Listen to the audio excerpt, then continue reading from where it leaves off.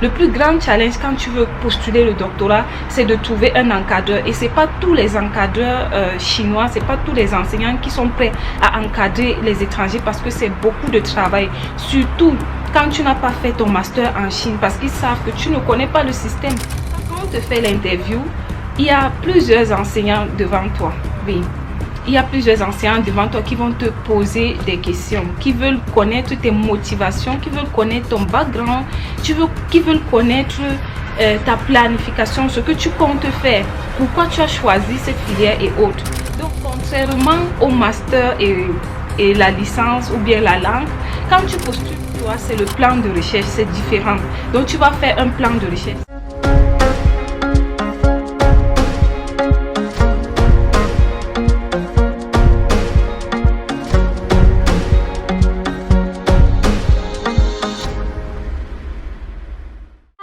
J'espère que vous allez bien. Moi, je vais super bien. Récemment, je vous ai posté une vidéo sur mon expérience en master. Voilà, mon expérience ici en Chine. Et comme je reçois des messages aussi des personnes qui me disent elle veut venir faire le doctorat en Chine, je me suis dit pourquoi pas vous partager aussi sur le doctorat, sur la demande de bourse, sur la demande de bourse et à peu près comment ça se passe ici en Chine. Donc, si tu as l'intention de postuler le doctorat en Chine ou bien de venir faire ton doctorat en Chine, je t'invite à rester jusqu'à la fin de cette vidéo. Pour faire le doctorat en Chine, il faut savoir que c'est minimum 3 ans. Oui, on donne généralement les bourses de 3 ans à 4 ans. Donc, la plupart du temps, si tu postules pour une bourse de doctorat, on va te donner soit 3 ans ou bien 4 ans. Mais la plupart du temps, c'est 4 ans. C'est 4 ans. Par exemple, c'est 1 an de cours. Et ce n'est pas vraiment des cours intenses, oui. 1 an de cours pour te permettre aussi de comprendre la filière, les bases de la filière. Ce n'est pas des cours intenses. Et après, il y a 3 ans. Donc, si c'est 4 ans, c'est 1 an de cours et 3 ans de recherche. Maintenant, pendant ces 3 ans-là, généralement, les littéraires passent plus de temps à la bibliothèque. Dans une autre vidéo, je vous ai dit qu'il y a une bibliothèque physique dans toutes les universités, là où tu peux aller prêter des livres, t'asseoir, lire, faire des recherches et tout ça. Et il y a aussi les bibliothèques numériques. Donc, chaque université a des bibliothèques numériques. Donc, les littéraires, généralement, restent soit à la bibliothèque ou bien font des recherches en ligne. Et les scientifiques, pour eux, c'est plus pénible. Bon, moi, je suis littéraire, je ne suis pas scientifique, mais j'ai vu des scientifiques autour de moi. Les scientifiques, généralement, c'est le laboratoire. Donc, ils passent leur temps au labo, des analyses et autres. Donc, moi, je ne comprends pas grand-chose, mais je vous dis juste parce que je sais que c'est pas seulement les littéraires qui vont me regarder là. Donc, pour les scientifiques, pendant les 3 autres années, c'est le laboratoire, des recherches et tout ça. Et aussi, pour postuler le doctorat, il faut avoir, pour postuler, je vous avais dit que c'est entre 18 et 35 ans. Mais je pense que pour le doctorat, ça peut aller jusqu'à 40 ans. Mais je dois vérifier cette information quand même. Je pense que ça peut aller jusqu'à 40 ans. Donc voilà déjà le critère de base de l'âge et du nombre d'années. Voilà. Et maintenant, le doctorat, contrairement aux autres niveaux, que ce soit master ou bien licence, c'est vrai que même au master, de fois on va te demander de trouver un encadreur avant de t'octroyer la bourse, surtout si tu es déjà en Chine. Mais le doctorat, il faut savoir que vu qu'il n'y a pas vraiment de cours, c'est 1 an de cours et c'est pas les cours intenses, pour avoir facilement la bourse, il faut avoir un encadreur. Donc, il faut qu'un enseignant chinois accepte de t'encadrer. Et ce n'est pas facile. Hein? Généralement, ce n'est pas facile pour eux d'encadrer. Je les comprends. Déjà, à cause de la communication. Si tu veux faire, par exemple, le doctorat en chinois et que tu sors peut-être de ton pays, peut-être que tu as fait la filière chinoise dans ton pays, tu veux venir directement faire le doctorat en chinois ici, je pense que ça serait difficile. Personnellement, je pense que ça serait difficile parce que je vous ai déjà présenté comment le master se déroule en Chine. Il y a d'abord les réalités l'adaptation au milieu et tout. Et aussi, il y a aussi la compréhension auditive. Parce que, étant en Chine, il y a l'environnement qui va t'influencer. Automatiquement, tu vas mieux t'exprimer qu'une personne qui a appris le chinois dans son pays. Donc déjà, il y a ce problème-là. Ce qui fait que c'est un peu compliqué. Les encadreurs sont un peu réticents pour le doctorat. Donc pour ceux qui veulent faire le doctorat en chinois, mais bon, si tu fais ton master en Chine et que tu veux continuer directement avec le doctorat en Chine, c'est plus facile d'avoir un encadreur qu'une personne qui est dans son pays, parce que bon, il sait que tu es déjà habitué au système. Oui, et tu es déjà habitué au système, donc il n'a pas beaucoup de travail à faire sur toi. Donc maintenant, pour ceux qui vont faire en anglais, il faut savoir que des fois, bon, il y a des encadreurs que bon, ils parlent l'anglais, mais quand il faut faire aussi des grands travaux, c'est autre chose. Donc il peut avoir un problème de communication. Et il faut avouer que bon, il y a certaines personnes aussi qui viennent en Chine, mais leur premier objectif, c'est pas les études. Et ça peut fatiguer les encadreurs. Donc, pour faire le doctorat, pour postuler le doctorat en Chine, tout se joue au niveau de l'encadreur. Oui, il faut trouver un superviseur. Maintenant, tu peux postuler et que bon, en arrivant, on te donne un superviseur. Mais très souvent, c'est pénible. Oui, c'est pénible parce que des fois, tu ne connais pas cette personne. Cette personne ne te connaît pas, elle ne t'a pas choisi, peut-être l'université a décidé et tout. Et deux fois, c'est pénible. Et quand tu viens, par exemple, ici pour étudier, c'est pour avoir une belle expérience et avoir une bonne formation. Si déjà le contact n'est pas bien entre toi et ton encadreur, tu vois que ça va te créer des problèmes, ça va influencer tes résultats. Donc voilà, tu peux postuler sans encadreur, on vient, on te donne un encadreur, mais je peux vous dire que souvent c'est pénible. Oui, il y a des gens qui n'arrivent même pas à communiquer avec leurs encadreurs, et pour le doctorat, ce sont des professeurs qui vous encadrent, ce sont des professeurs qui vont encadrer généralement, et ce sont des personnes très occupées. Parfois ils sont dans telle ou telle conférence et tout, donc ce n'est pas évident.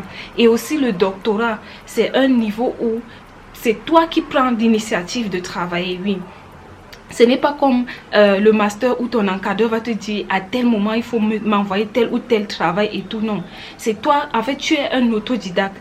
À ce niveau, on sait que tu as déjà eu une certaine formation, tu sais lire, tu sais écrire. Si on te place devant une machine, tu peux faire des recherches, parce que même pour faire des recherches, il y a une méthode. On ne fait pas des recherches n'importe comment. Donc, ce qui fait que l'encadreur est important. Donc, d'abord, l'encadreur, j'ai noté comme d'habitude parce que je ne veux pas oublier. Donc, maintenant, dans certaines écoles, qu'est-ce qui se passe?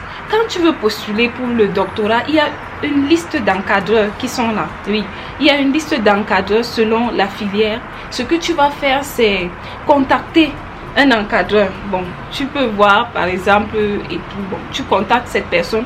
On donne la liste avec leur contact. Oui, leur contact. Tu peux les contacter, tu peux les écrire. Tu te présentes. Moi, c'est tel et tout.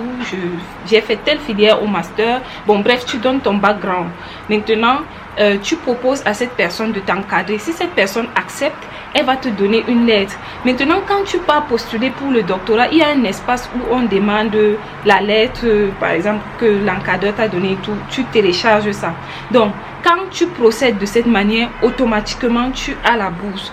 Automatiquement, tu seras accepté, parce que le plus grand challenge du doctorat, le plus grand challenge quand tu veux postuler le doctorat, c'est de trouver un encadreur. Et c'est pas tous les encadreurs chinois, c'est pas tous les enseignants qui sont prêts à encadrer les étrangers, parce que c'est beaucoup de travail. Surtout quand tu n'as pas fait ton master en Chine, parce qu'ils savent que tu ne connais pas le système. Quand tu vas venir, tu auras d'abord tes propres problèmes. Il y a d'abord l'environnement qui va t'influencer. Il y aura la langue, la culture, tout ça. Donc, ils n'ont pas envie des casse-têtes. Oui, donc tu peux procéder de cette manière. Maintenant, autre manière aussi, quand tu postules le doctorat, tu peux ne pas choisir un encadreur. Après avoir postulé en ligne, généralement, quel que soit le niveau, même si c'est la langue, la licence, le master ou bien le doctorat, on vous fait l'interview, mais ce n'est pas toutes les écoles. Il y a des écoles qui vont vous faire des interviews. Moi, je suis passée par l'interview. Voilà, quand on te fait l'interview, il y a plusieurs enseignants devant toi. Oui. il y a plusieurs enseignants devant toi qui vont te poser des questions, qui veulent connaître tes motivations, qui veulent connaître ton background, qui veulent connaître ta planification, ce que tu comptes faire, pourquoi tu as choisi cette filière et autres. Donc, pendant l'interview aussi, c'est pendant ce temps que les enseignants là vont te voir. Et parmi ces enseignants, tu peux intéresser l'un d'eux et on va te choisir. Donc, dès que tu as un encadreur, c'est bon. Donc, le doctorat, le plus grand challenge, c'est l'encadreur. Et autre chose aussi, quand tu commences le doctorat, l'un des plus grands challenges aussi, c'est de trouver un sujet de mémoire. Ce n'est pas facile. Le master, par exemple, tu peux réfléchir, tu peux proposer 2, 3, 4, 5, voire même 10 sujets à ton encadreur. Il va voir ce qui sera moins pénible pour toi parce que dans la vidéo du master, je vous ai dit que généralement, c'est les études comparatives. Là, je parle pour les littéraires. Pour les scientifiques, vraiment, je ne connais pas. Je ne suis pas scientifique. Je suis littéraire. C'est souvent les études comparatives entre la Chine et ton pays. Et là, c'est plus facile. Pourquoi? Parce que même les Chinois le disent, même les enseignants chinois, parce que eux, ils ne maîtrisent pas ton environnement. Donc, quand tu vas faire l'étude comparative, si tu leur dis que dans ton pays, on marche avec la tête, ils n'ont pas d'autre choix que de te croire. Parce que parce qu'ils ne savent pas. Hein? C'est un exemple, vous voyez. Mais si tu parles écrit sur la Chine, automatiquement, ils vont connaître s'il y a des erreurs. C'est pas compliqué d'avoir les sujets de mémoire. Bon, pour le master, la licence, j'ai même vu que c'est la dernière année que bon, ils sont vraiment sur les mémoires et autres. Mais pour le doctorat, c'est compliqué. Voilà, pour le doctorat, ce n'est pas facile de trouver un sujet. Voilà. Contrairement au master et la licence ou bien la langue, quand tu postules pour le doctorat, au niveau, on parle de la lettre de motivation. Mais pour le doctorat, c'est le plan de recherche, c'est différent. Donc, tu vas faire un plan de recherche. Certes, tu vas faire un plan de recherche, mais quand tu vas commencer le doctorat et autres, c'est pas forcément ce que tu as écrit. Vous allez encore discuter avec l'encadreur. Et maintenant, je vous disais que c'est toi qui prends l'initiative de travailler. Tu vas choisir un domaine de recherche, oui. Tu vas choisir un domaine. Et souvent, ce domaine est vaste. Ce domaine est vaste. Et c'est pas facile de trouver un sujet, mais tu peux déjà avoir une idée de ton domaine. Ok, moi, je veux étudier tel domaine. Et maintenant, pour trouver le sujet, il faut écrire plusieurs articles. Il y a certains encadreurs qui vont te donner une directive, qui vont te dire, bon, fais ça, qui peuvent te donner les idées de thème. Mais il y a d'autres qui ne le font pas. Si tu connais déjà, il faut la première étape, c'est de connaître le domaine dans lequel tu veux faire les recherches, c'est de trouver le domaine. Une fois que tu as trouvé le domaine, tu peux écrire des articles autour de ce domaine-là, vous voyez. Donc, tu écris des articles qui parlent de ce domaine-là. Donc, je prends un exemple. Je suis une femme, donc ton domaine de recherche, c'est une femme. Aujourd'hui, tu vas parler de ses cheveux. Demain, tu vas parler de sa voix. Après, demain, tu vas parler de son comportement. Une autre fois, tu parles de son caractère. Vous comprenez, vous captez ce que je veux dire. Donc, voilà un peu comment ça se passe au doctorat. Donc, tu écris les articles. Maintenant, plus tu as des données, plus ça te donne la capacité de pouvoir déterminer un sujet. Ça te donne la capacité de déterminer un sujet. Donc, quand tu viens faire le doctorat en Chine, après le cours, tu dois plus te concentrer à rédiger les articles. Et il faut communiquer avec l'enseignant.